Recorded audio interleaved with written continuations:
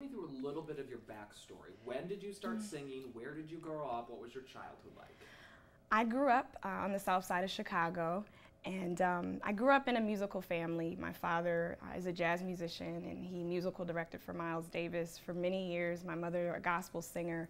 My grandfather sang with Dr. King and marched with him. So music was always a big part of our family traditions and just the fabric of who we are. So I remember, I mean, my dad has footage when I was about 5 or 6 making up songs as a little girl in the living room. So I think it's always been my escape and just a major outlet for me. Growing up in the inner city of Chicago where there's a lot that goes on, you know.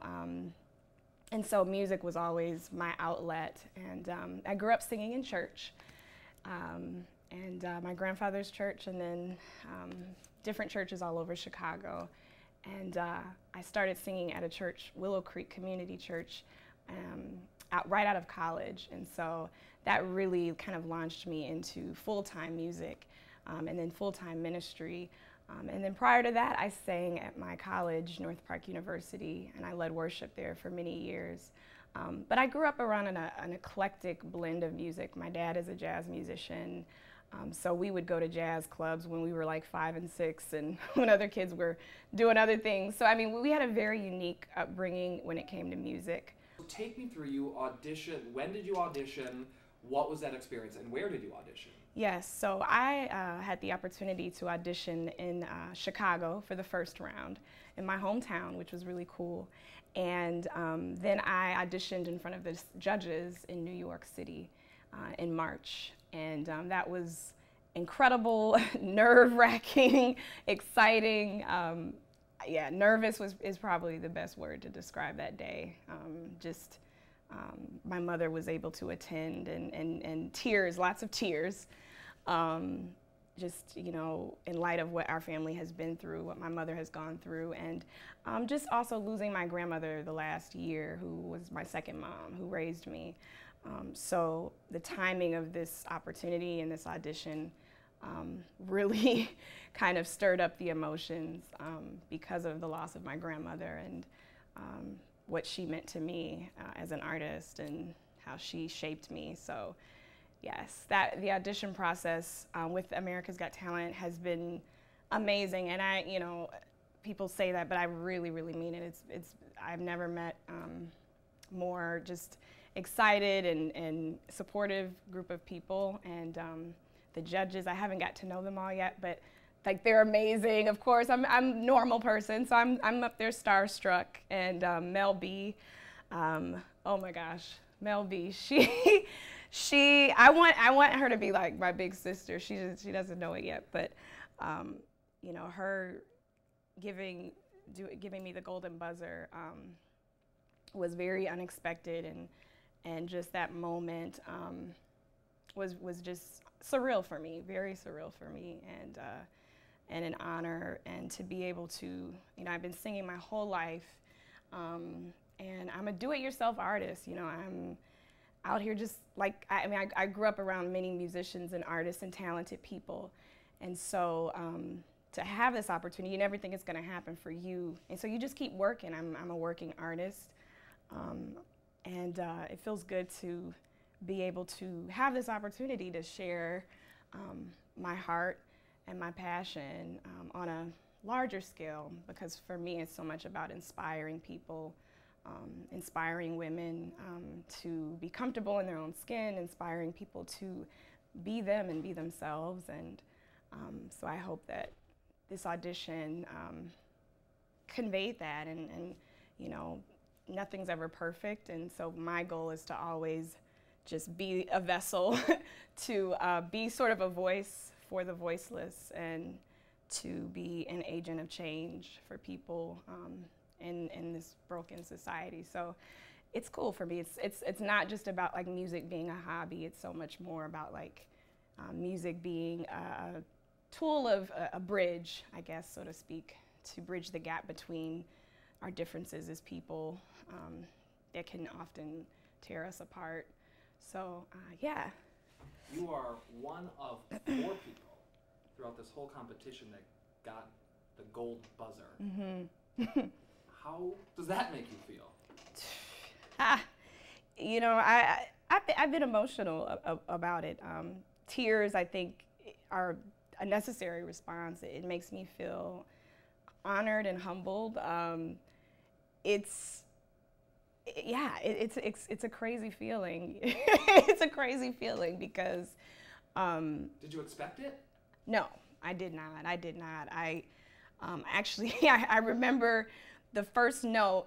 I could feel myself really nervous, and singers know what I mean, but it's like that moment where you have to cough and you're singing, and I had the urge to cough, and I felt it coming through, and I said, oh man, I'm gonna cough, I'm gonna bomb this audition. And so my wheels were just spinning, and then there was a moment where I just looked out and remembered of all the people I had just sang at a prison 2 days before, and I thought about all those men at the prison who were singing their hearts out. I led them in music, and I thought about them, and the nerves kind of, drifted away, but I didn't. So I felt like good afterwards, even though I was nervous and shaky. But I was not expecting that. They told me that it's possible that you get a golden buzzer, or you don't get through, or you get through, and so they gave me the rundown, and I didn't think. Everybody's different. I didn't think that I was going to, I thought that they were going to say you're great or whatever, be encouraging, but I didn't think that it was going to turn into that. And so I was very surprised and, just shocked. Shock is a good word.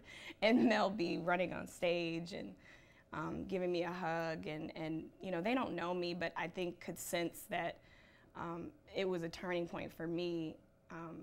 Finding my voice. I've always said I want to be a voice for the voiceless, but it was like a moment of like finding my voice up there and just bearing it in front of all these people, insecurities and all, and going for it. So I think that, my feeling is just shock and just gratitude for that to happen to someone like me, a girl from the Midwest. So, yeah.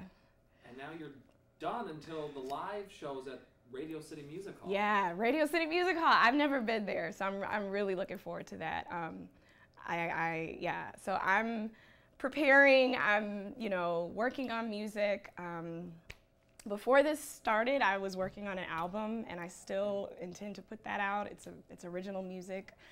I consider myself a singer-songwriter, so part of what I do is write songs and sing, and I also rap and do poetry. So I have a lot of projects in the works, and so I'm getting ready for this show, and I'm also hoping that I can get to share some of my original music, fingers crossed. So, but yes. Do you know what you're going to sing yet? Well, there are talks right now. It's a process figuring out these song selections, and I'm such I like feedback, and I want to tweet all of America, what do you think I should sing? I mean, to me, I don't know why we don't do that, because it's the people that, but unfortunately, that cannot be revealed, but we still haven't decided songs, but wish me luck with that, because I've got to follow it up with something as, Take Me to Church is such a passionate song, and I'm a passionate woman, so we'll see what's next, but still picking songs right now, and yes. Obviously you picked the right song the first time. We did! And what led you to that decision? That song, I heard that song months before this even came about, and I said, I want to cover that song, and so I had been singing it and listening to it months before the audition even happened, before it was even a thought, and it just goes to show you that, your guts always follow your gut, because during my audition, I sang 3 other songs, but I had sound checked with Take Me to Church. And so I did all the 3 songs, and they were like, those are great, but can you go back to the song that you sound checked with the mic? And I was like, oh, the Take Me to Church. And I said, sure, can you sing it? And the guys that they didn't know the song, my accompaniment. And so it was kind of crazy how it ended up happening, because it wasn't the song that I had initially picked. I just wasn't sure if it would be a good fit. And ultimately they felt great about it, and we felt like having me sing that song, you know, being a woman, being a Black girl from the Midwest, from the South Side of Chicago, like it just was a cool juxtaposition and a really cool opportunity to take a song that you might not expect for me to sing. Growing up in the church singing gospel, it's like a rock song. But that's part of what I want to bring to the show is I want to show people that I'm not monolithic, you know, I'm not one trick pony, and I sing it all. You know, I'll sing Dolly Parton, I'll sing the Beatles, I'll sing, you know, R&B soul. So this was, I think, a great starting point to just kind of start off with something different and something that people may not expect. And I think it's good to do that. I don't think it's good to kind of step outside the box and challenge yourself with the songs and the things that you choose to sing about, because people are going to interpret it the way they're going to interpret it, and the song is very open to interpretation, and the writer, and I love Hoyser, I'm saying his name wrong, please don't air that, but I love the song, and would not have, if I could do it over again, I would pick that song again, definitely.